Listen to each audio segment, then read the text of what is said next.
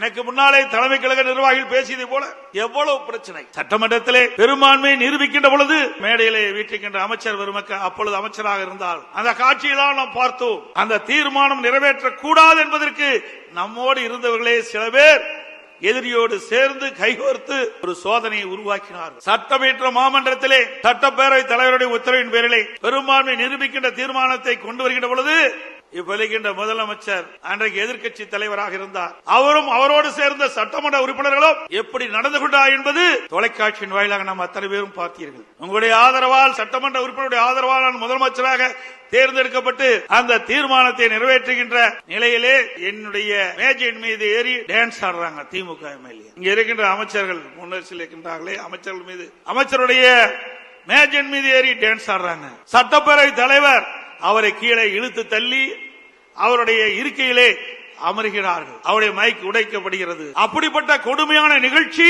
ஏற்படுத்தியவர் இன்றைய முதலமைச்சர் ஸ்டாலின் அவர்கள்.